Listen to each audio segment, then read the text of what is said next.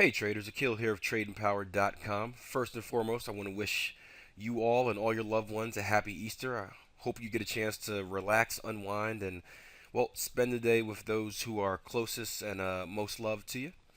This week's live review is going to be pretty short. Not really a big intro. No stuff to show you in the syndicate. We have some stuff forming, but nothing completed yet. So we're going to keep it simple and just take a little flashback at the week that was in the live room. Now, before I get into that, I do want to tell you this. If you're just watching on YouTube, make sure you head over to the tradingpower.com site or my personal blog and check out the written review.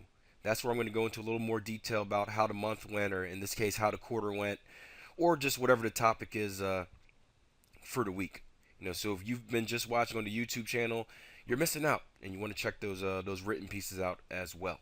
So without further ado, let's get into the week that was in the live room, and show you a little bit of what we did. Lastly, there's one current trade that we're still in. It's actually on pound yen here on the 60-minute chart. This is actually an aggressive C trade of a potential Gartley pattern. You can see we have an X to A and A to B, which comes right into our 618. We have a B to C down here, and what we're expecting and projecting is a decompletion around this 144.30 area. Now, if you've been following me for a while, you know I do have an entry technique where I can get in advance of the pattern completion. We call that an aggressive C, where I enter down here at the 786. And you'll see if I bring my Fibonacci retracement in from our A to our B, you can see price action essentially came right down to the 786 and held. Now, why was this a good level I was paying attention to? Well, as I told the traders in the room, I don't just trade every aggressive C. I don't necessarily think that's a smart idea unless you have a sound and tested strategy, which is out there. I have a great trader friend of mine, David Alcindor, who all he does is trade the C legs of patterns. However, he doesn't just jump in every C leg. He has a strict technique and strict rules of engagement that he follows that make the situation either valid or invalid. And well, no need to worry about that. I don't even understand all of his methods, but it works. It works very good, and it's very high risk reward. But why this was an aggressive C area, I liked because, well, if I zoom out my charts, you'll see we do have structure. Looking left, we have structure here, 1, 2, and if we zoom out, we may have a little more. You can see, not too much strong structure there. A few back there if we go out to a 4-hour chart, but in recent times, you can see we have a spike right here. Market holds that level, comes back down after the gap, spikes again, essentially double bottoms at that level, and comes back up. So it's a level of structure that fit my rules. Now, if I go down to a 15-minute chart, here's what I waited for as far as my entry. You can see we have a beautiful double bottom down here.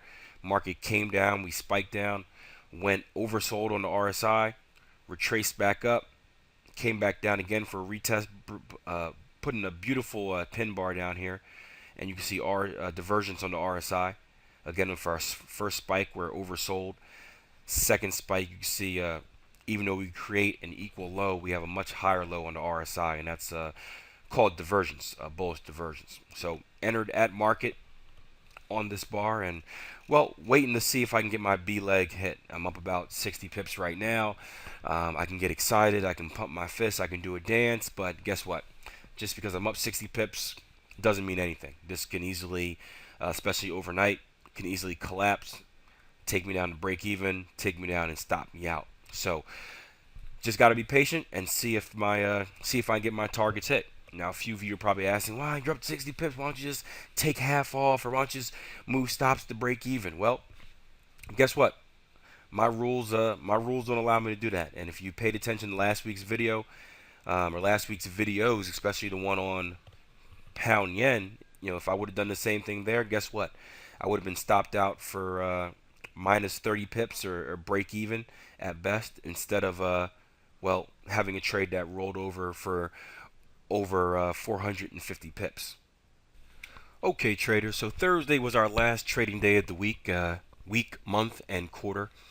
And not a bad day. We had one winner on euro dollar. I just closed out my position on pound dollar simply because, well, I'm heading out, and I'm not going to be able to manage any trades tomorrow or over the weekend. So I just, closed my day trading out.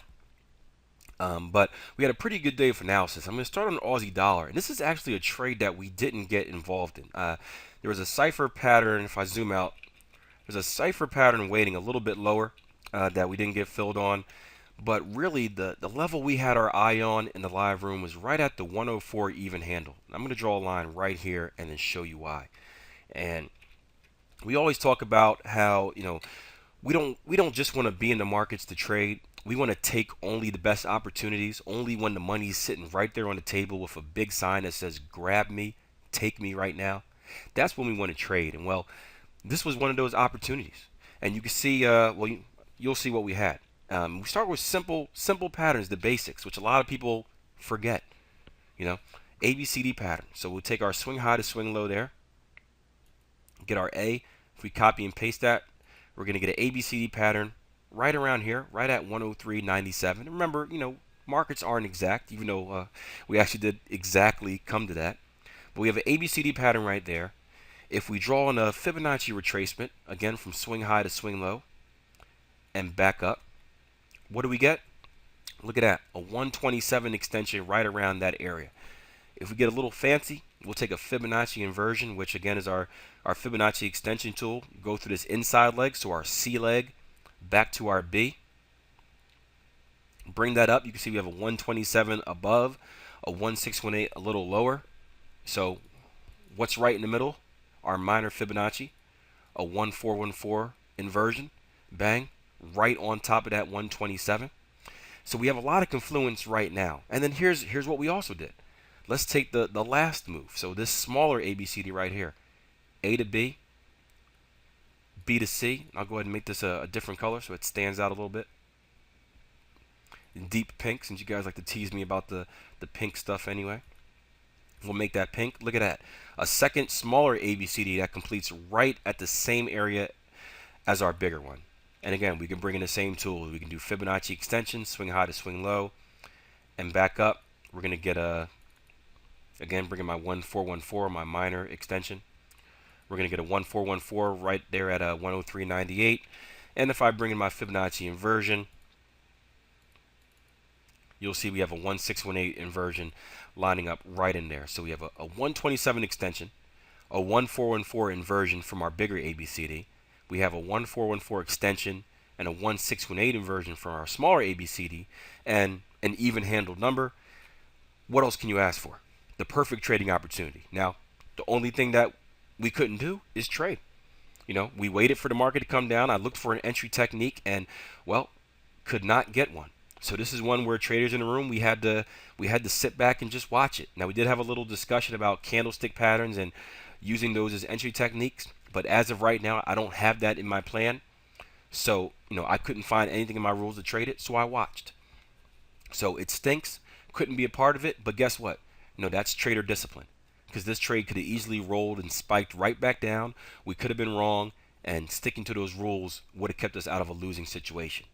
Remember, it's always better not to gain money than to lose money. At least that's the way I feel.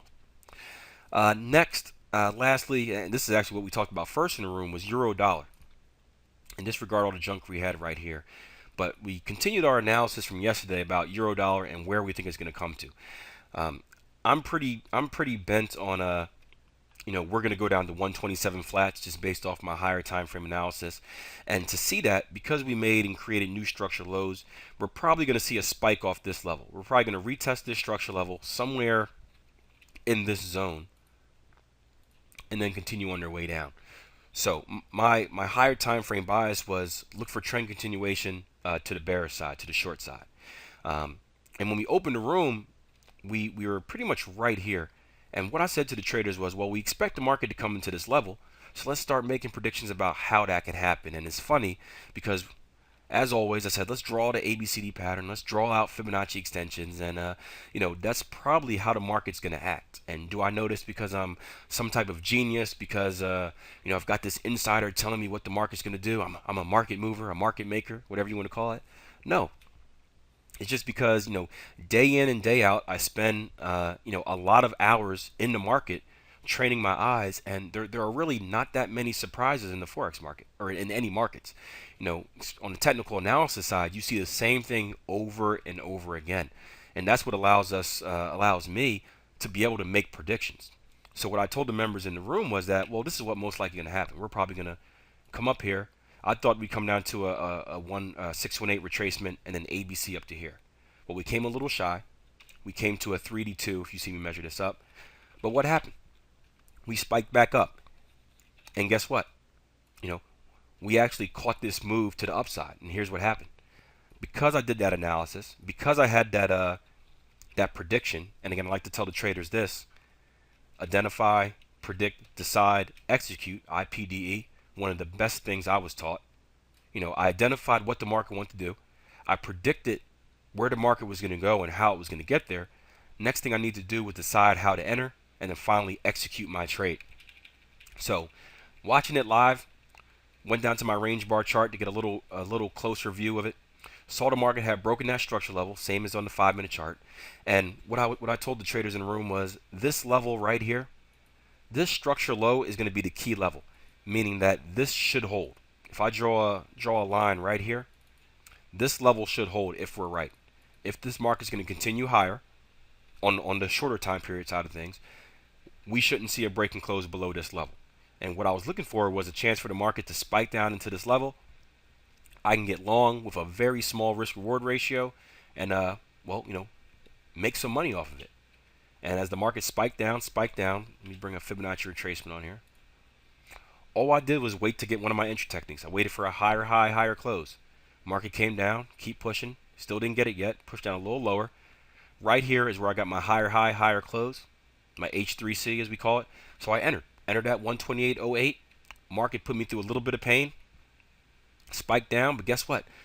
We're not scared, we're not nervous, we're not anxious in this area because here's our safety net. Again, if we're right, the market should not break this level. And did you see the market spike past this level? No. So put us through a little bit of pain, and guess what? Rolled over, got target ones based on a 127 Fibonacci extension, put a good 42 pips in the bag on that euro dollar trade.